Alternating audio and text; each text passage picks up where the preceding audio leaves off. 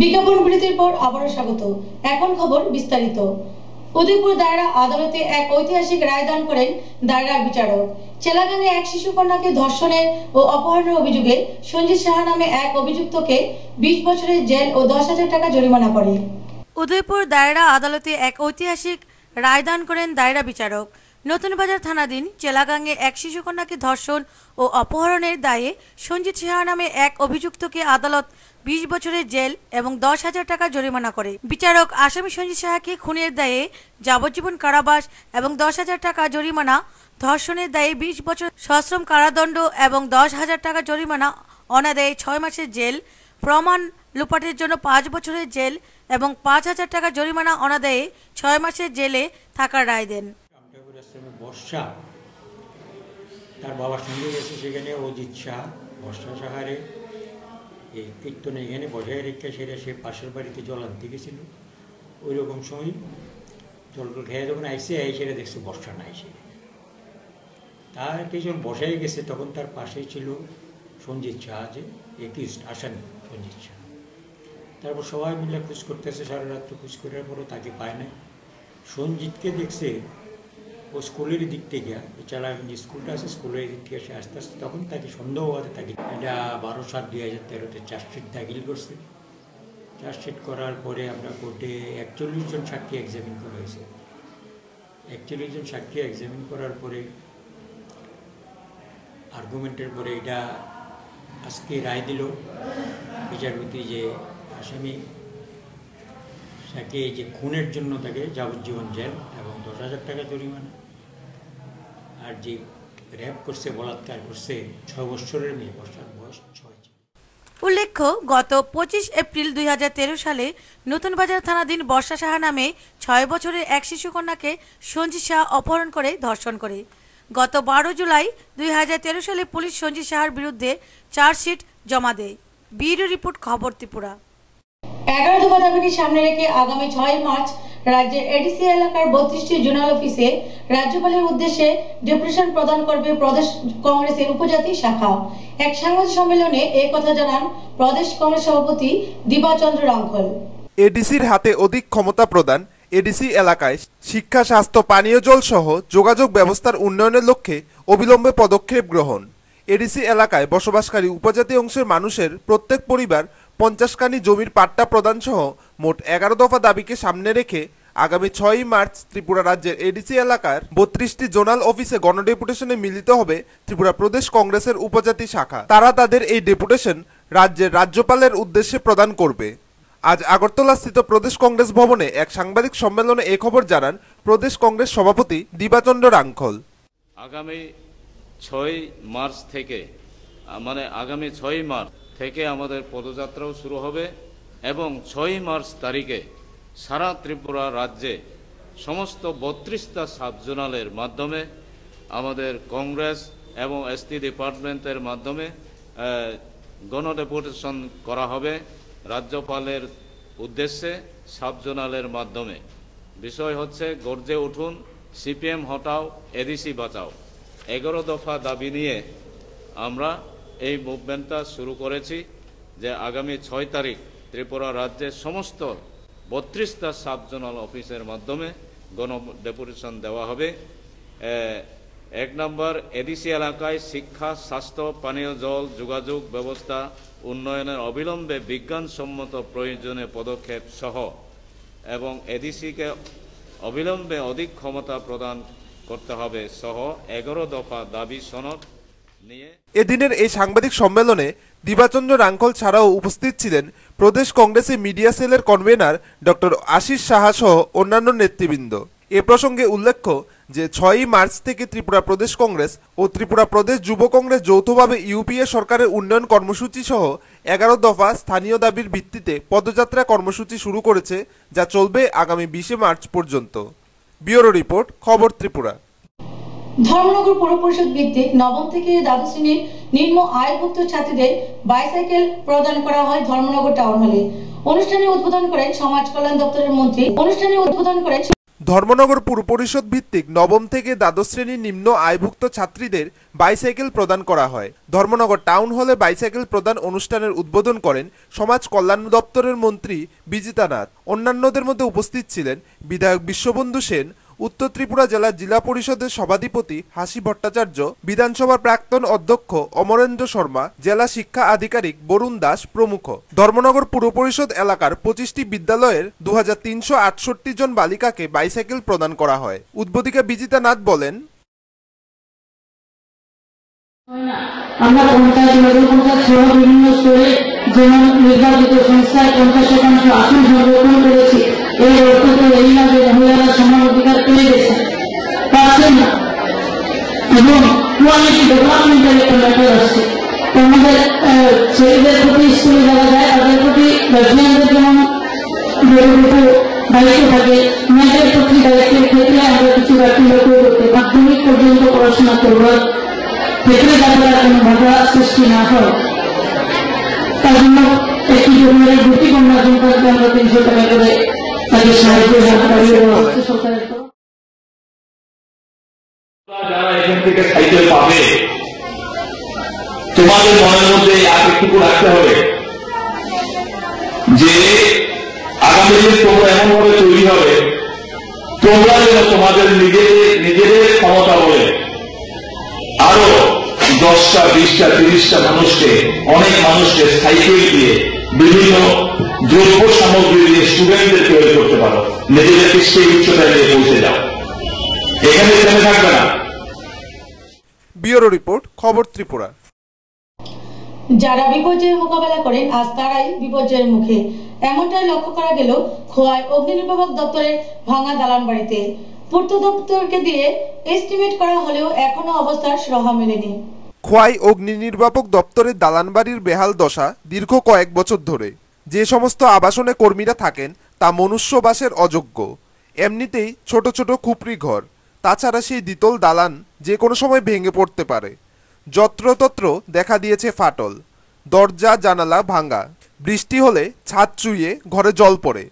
এক অসহনীয় অবস্থার মধ্যে দিনপাত করছেন ফায়ার সার্ভিস কর্মীরা। যাদের কাজ বিপর্যয় মোকাবেলার, তারাই এখন চরম বিপর্যয়ের সম্মুখীন। মহকুমা প্রশাসন থেকে ফায়ার সার্ভিস কর্মীদের নিয়ে বিপর্যয়ের মোকাবিলার মহড়া হয়, অথচ তাদের বাসস্থানের বিপর্যয়ের কথা কেউই ভাবে না। রবিবার এই অবস্থার প্রত্যক্ষ করে গেলেন ডিভিশনাল ফায়ার অফিসার অরুণ চন্দ্র দাস। কবে নাগাদ এই অবস্থা সুরাহা হবে, এর উত্তরে তিনি জানান, এর আগেও প্রায় 1.5 বছর আগে এস্টিমেট করা হয় মেরামতির জন্য, কিন্তু সরকারের ফান্ড নেই বলে কাজ হয়নি। এবারও আবার পূর্ত দপ্তরকে দিয়ে এস্টিমেট করানো হয়েছে। আশা করা যাচ্ছে এবার টাকা মিলবে। না, আমরা চাইতেছি এই খোয়াই ফায়ার সার্ভিসের বিল্ডিং কাজ যাতে তাড়াতাড়ি হয় আর কি, এখন এটা প্রসেসিং আছে। ফায়ার সার্ভিস কর্মীরা আর ধৈর্য ধরতে নারাজ। সামনেই বর্ষার মরশুম, বর্ষা এলে তাদের ঘরে ঘুমানোই দায় হয়ে ওঠে। ব্যুরো রিপোর্ট, খবর ত্রিপুরা। আবারও জলডুবে মৃত্যু হলো এক কিশোরের। ঘটনা উদয়পুর খিলপাড়া এলাকায়। এই ঘটনায় এলাকায় শোকের ছায়া নেমে এসেছে। আজ দুপুরে উদয়পুর খিলপাড়া এলাকার বাসিন্দা ধর্মেধরন বিশ্বকর্মার 2.5 বছরের ছেলে দিলীপ কুমার বিশ্বকর্মা উঠানে খেলতে গিয়ে পাশেই সুখসাগর জলার উপর দিয়ে আসা ক্যানেলের জলে পড়ে যায়। সঙ্গে সঙ্গে এলাকাবাসীরা তাকে উদয়পুর ত্রিপুরা সুন্দরী হাসপাতালে নিয়ে যায়। ঘটনাস্থলে অগ্নি নির্বাপক দপ্তরের গাড়িও পৌঁছায়, তবে হাসপাতালের কর্তব্যরত ডাক্তার তাকে মৃত বলে ঘোষণা করে। ঘটনায় এলাকায় শোকের ছায়া নেমে এসেছে। বাচ্চা খেলতে খেলতে সেটার লোকে ক্যানাল আছে, ক্যানালে পড়ে গেছে। কোন ক্যানেলের জন্য? ক্যানাল তো মহারানী থেকে চলে গেছে খিলপাড়া। বাড়ি কই আমি ছেলেটা? তাদের বাড়ি হলো ঝাড়খণ্ড। সঙ্গে কি ছিল? সঙ্গে তো হ্যাঁ মা বাবা আছে। আচ্ছা, না যখন খেলাধুলা করার সময় কি মানে ক্যানেলটাকে সঙ্গেই ছিল? না না, একলা আছে, ছোট ছোট বাচ্চা আছে, এর থেকে একটু বড় বাচ্চা আছে। ব্যুরো রিপোর্ট, খবর ত্রিপুরা। রাজধানী নবগ্রাম বিদ্যালয়ের প্রধান শিক্ষকের বদলিকে ঘিরে স্কুলের ছাত্রছাত্রীরা উত্তেজিত হয়ে বিদ্যালয়ের গেটে তালা ঝুলিয়ে দেয়। তাদের দাবি শিক্ষককে বদলি করা যাবে না। রাজধানী নবগ্রাম বিদ্যালয়ের প্রধান শিক্ষক বদলিকে কেন্দ্র করে ছাত্রছাত্রীরা উত্তেজিত হয়ে ওঠে। তারা বিদ্যালয়ের গেটে তালা ঝুলিয়ে বিক্ষোভ দেখাতে থাকে। উল্লেখ্য, সম্প্রতি বিদ্যালয়ের প্রধান শিক্ষক বাবুল চক্রবর্তীকে অন্যত্র বদলি করা হয়, কিন্তু ছাত্রছাত্রীরা প্রধান শিক্ষকের বদলি মানতে নারাজ। তাদের দাবি, বিদ্যালয়ের প্রধান শিক্ষক বিদ্যালয়ের উন্নয়নের জন্য কাজ করেছেন, কিন্তু একটা দুষ্ট চক্র তাকে বিদ্যালয় থেকে বদলি করতে ব্যস্ত হয়ে পড়েছেন। কিন্তু ছাত্রছাত্রীদের দাবি, প্রধান শিক্ষক বাবুল চক্রবর্তীকে বদলি করা চলবে না। ব্যুরো রিপোর্ট, খবর ত্রিপুরা। কাকরাবন থানাধীন জামজুরি এলাকায় 7 বছরের শিশুকন্যাকে ধর্ষণের অভিযোগে অভিযুক্ত 3 কিশোরকে নরসিংগড় স্থিত জুভেনাইল হোমে পাঠায় উদয়পুর আদালত। কাকরাবন থানার অন্তর্গত জামজুরি এলাকায় 7 বছরের শিশুকন্যাকে ধর্ষণের অভিযোগে আজ উদয়পুর জর্জ কোর্টে তোলা হয় ধৃত যুবক নয়ন দাস, আশিস দাস ও বিশাল দাসকে। পুলিশ তাদেরকে 5 দিনের পুলিশ রিমান্ড চাইলে না দিয়ে তাকে নরসিংগড় জুভেনাইল হোমে পাঠানো হয়। তবে আগামী 18 তারিখের মধ্যে প্রয়োজনীয় তদন্তের নথিপত্র কোর্টে তোলা হবে। যেহেতু জুভেনাইল, এই কারণে পুলিশ রিমান্ড দেওয়া হয়নি। তাদেরকে ওই হোমে গিয়ে পুলিশ ইন্টারোগেট করতে পারবে, নরসিংগড় হোমে গিয়ে ইন্টারোগেট করতে পারবে। কারণ ইন্টারোগেট করার দরকার, একটা মোবাইল ছিল ছেলেদের কাছে, এই মোবাইলটা পাওয়া এই ইনভেস্টিগেশনের জন্য খুবই প্রয়োজন। আর পুলিশকে বলা হয়েছে ওদের সোশ্যাল যে ব্যাকগ্রাউন্ড রিপোর্ট, এই রিপোর্টও আগামী 18 তারিখ আদালতে সাবমিট করার জন্য। ব্যুরো রিপোর্ট, খবর ত্রিপুরা। সারা রাজ্যের সাথে নলছড় ব্লকের সামনে রেগা কর্মচারী ও জিআরএস কর্মচারীরা 7 দফা দাবি আদায়ের লক্ষ্যে অনির্দিষ্টকালের জন্য ধর্মঘটের ডাক দেয়। 3 দিন হলো ত্রিপুরার রেগা কর্মচারী কর্মীদের আজও কর্মবিরতি অব্যাহত রইল। রেগা কর্মচারী ও জিআরএস তাদের 7 দফা দাবি আদায়ের লক্ষ্যে অনির্দিষ্টকালের জন্য এই ধর্মঘটের ডাক দেন। নলছড় ব্লকের সামনে করা হয় এই ধর্মঘট। রেগা কর্মচারী সমন্বয় কমিটির সম্পাদক মণ্ডলীর সদস্য মানিক ভৌমিক জানান, বেতন ভাতা বৃদ্ধি এবং দ্রব্যমূল্য বৃদ্ধি সহ বর্তমান যে পরিস্থিতি, তাতে সমস্ত রেগা কর্মচারীদের বেতন ভাতা বৃদ্ধি সহ এই 7 দফা দাবি ভিত্তিতে আমাদের গত শনিবার থেকে কর্মবিরতি পালন করতে যাচ্ছি, 1 মাস থেকে। আমরা চাই রাজ্য সরকার আমাদের এই দাবিগুলো পূরণ করার পরেই আমাদের রেগা কর্মচারীদের বেতন ভাতা বৃদ্ধি এবং একদিনের কর্মচুক্তি, আমরা প্রত্যেকটা বৎসর একদিনের জন্য ব্যাকআপ দেয়, সেটা আমাদের প্রত্যাহার করা এবং দ্রব্যমূল্য বৃদ্ধির সাথে আমাদের রেগা কর্মচারীদের বেতন ভাতা বৃদ্ধি এবং শ্রমিকদের 200 দিনের কাজ 150 টাকা লাগবে। আমরা রাজ্য কমিটির সিদ্ধান্ত নেব আমাদের এই আন্দোলনের কর্মসূচিটা আগামী দিন কি, আমরা হয়তো আরো বৃহত্তর আন্দোলনে মানে। এলাকার এমএলএ তপন চন্দ্র দাস জানান, যে আমাদের সরকারের সিদ্ধান্ত যে জিআরএসটা যে পরিমাণ বেতন পান, একজন পঞ্চায়েত সেক্রেটারি যে হারে বেতন পান, এই সমপর্যায়ে নেওয়া যায় কিনা তার জন্য সেখানে প্রচেষ্টা আছে। আমরা আমাদের স্তরেও আমাদের রাজ্য সরকারের দৃষ্টিতে আমরা নিয়ে যাওয়ার চেষ্টা করি। স্যার, যে দাবিগুলো আছে এখানে, এই দাবিগুলো কতটুকু আশাবাদী তারা? এটা তো জানেন যে নিয়মিতকরণটা এটা আমাদের উপর নির্ভর করে না, এটা আমাদের দেশের সরকারের নীতির উপরে সেখানে নির্ভর করবে। আমরা এতটুকু বলতে পারি যে নিয়মিতকরণ করতে পারবো না, এটা ঠিক, কিন্তু এটা বলা যায় যে আমাদের মাননীয় মুখ্যমন্ত্রীও বলেছেন, আমাদের গ্রাম উন্নয়ন দপ্তর মাননীয় মন্ত্রী বলেছেন যে আমাদের রাজ্যে কোনো জিআরএসকে সেখানে ছাঁটাই করা হবে না যদি তারা সেখানে দুর্নীতিতে যুক্ত না হন। যারা দুর্নীতিতে যুক্ত হবেন অটোমেটিকলি তাদের সেখানে ছাঁটাইয়ের প্রস্তাব আছে। তাহাদের এই কর্মবিরতির ফলে বিভিন্ন অসুবিধা ভোগ করতে হচ্ছে সাধারণ জনগণদের। তাহাদের দাবি, রেগা প্রকল্পে নিযুক্ত রেগা কর্মীদের অবিলম্বে নিয়মিতকরণ করতে হবে, রেগা কর্মচারীদের বেতন ভাতা বৃদ্ধি করতে হবে, রেগা কর্মচারীদের মেডিকেল অ্যালাউন্স, টিএডিএ বিভিন্ন সুবিধা প্রদান করতে হবে, রেগা প্রকল্পে নিযুক্ত শ্রমিকদের মজুরি বৃদ্ধি, 200 দিনের কাজ দিতে হবে। ব্যুরো রিপোর্ট, খবর ত্রিপুরা। যুব কংগ্রেসের ডাকা 11 দফা দাবি সম্বলিত জনচেতনা যাত্রা শুরু হচ্ছে আগামী 6 মার্চ উদয়পুরে ত্রিপুরা সুন্দরী মন্দির প্রাঙ্গণ মাতাবাড়ি থেকে। এক সাংবাদিক সম্মেলনে এই কথা জানান ত্রিপুরা প্রদেশ যুব কংগ্রেসের সভাপতি সুশান্ত চৌধুরী। রাজ্যের জনগণের কল্যাণে 11 দফা দাবি সম্বলিত যুব কংগ্রেসের ডাকা জনচেতনা যাত্রা উদয়পুর ত্রিপুরা সুন্দরী মন্দির প্রাঙ্গণ মাতাবাড়ি থেকে শুরু হচ্ছে আগামী 6 মার্চ দুপুর 12টায়।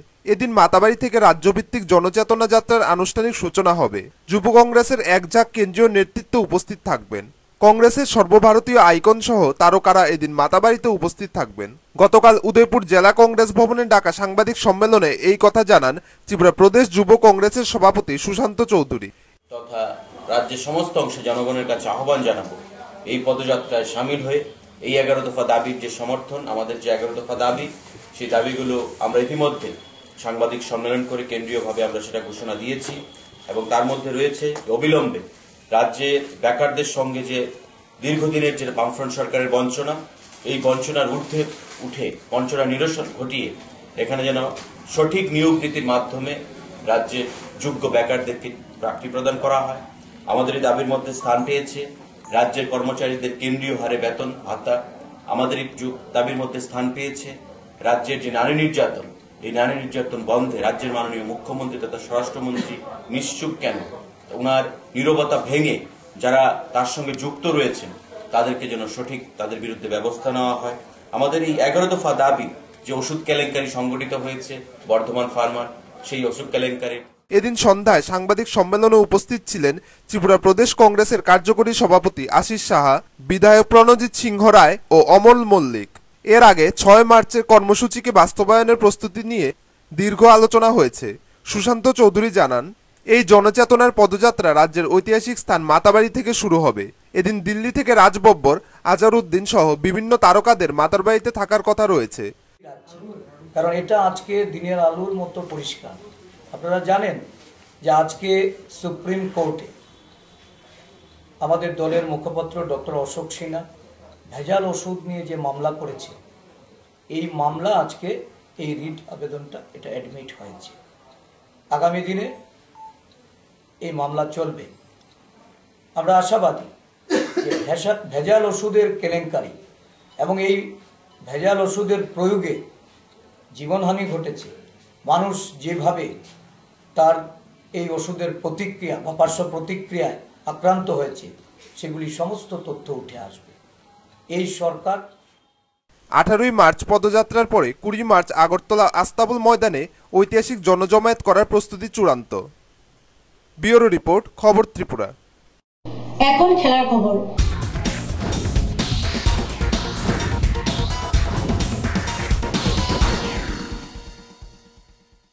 এ ডিভিশনের ফাইনাল ম্যাচ অনুষ্ঠিত হয় টিএসআর এর 12 নং ব্যাটালিয়ন বনাম ডিএমসি কলোনির মধ্যে। টসে জিতে প্রথমে ব্যাট করে ডিএমসি, খেলায় জয়লাভ করে টিএসআর এর 12 নং ব্যাটালিয়ন। এ ডিভিশনের আজ ফাইনাল ম্যাচ অনুষ্ঠিত হয় টিএসআর 12 নং ব্যাটালিয়ন ভার্সেস ডিএম কলোনির মধ্যে। টসে জিতে প্রথমে ব্যাটিং করার সিদ্ধান্ত নেয় ডিএমসি।